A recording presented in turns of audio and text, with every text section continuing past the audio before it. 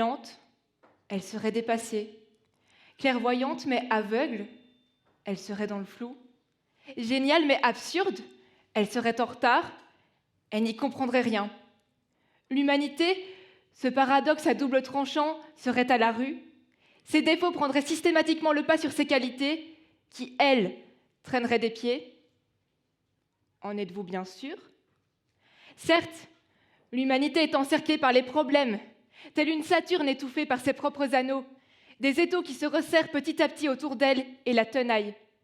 Une lente étreinte qui tenterait de la vider de sa substance, jusqu'à en abolir le sens.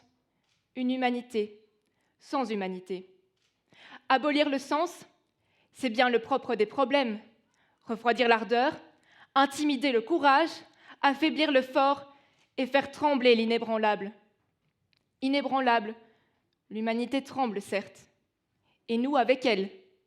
Les pépins sont pour sa pomme, les soucis la course, la traque et la détraque, mais jamais ne la dépasse.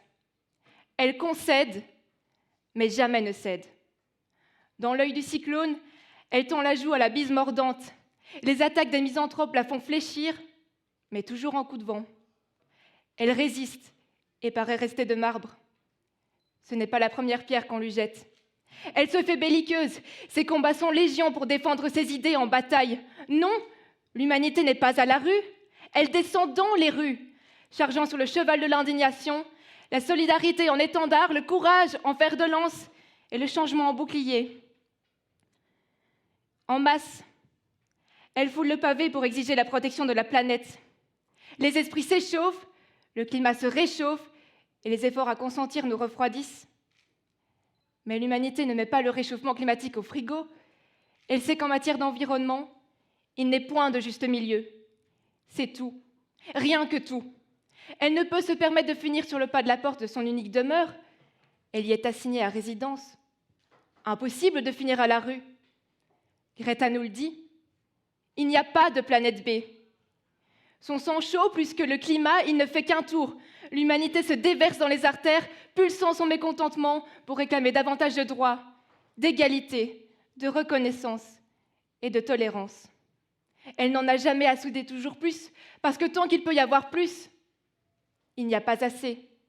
Je vous le dis, l'humanité n'est pas dépassée, elle se dépasse.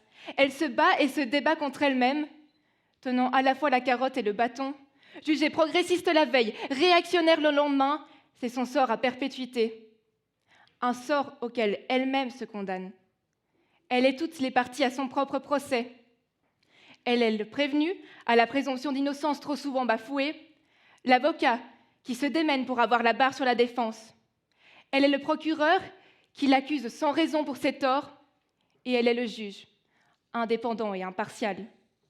Configuration impossible, et pourtant, qui de mieux placé pour statuer? À la fois unique témoin et juge naturel. Le juge se condamne-t-il? L'accusé innocent est-il coupable? Non. L'humanité ne se jugera jamais à la rue. Personne n'a demandé à une tête de Cerbère de juger les deux autres. Vous voyez, à raison, elle élude les torts dont nous l'accablons. L'humanité est celle à qui nous faisons systématiquement porter le chapeau, le bonnet d'âne. Elle est l'élève qui s'en sort toujours par sa débrouillardise, qui n'apprend pas ses leçons mais les tire de ses erreurs, qui ne fait pas ses devoirs mais les accomplit. Celle qui, par excès de confiance en son génie, sombre parfois dans la bêtise. Mais transcender la connerie n'a jamais été un problème pour elle.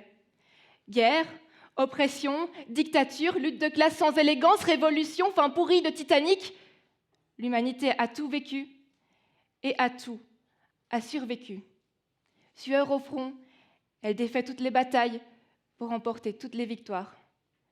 Elle assume ses bêtises pour en ressortir plus sage.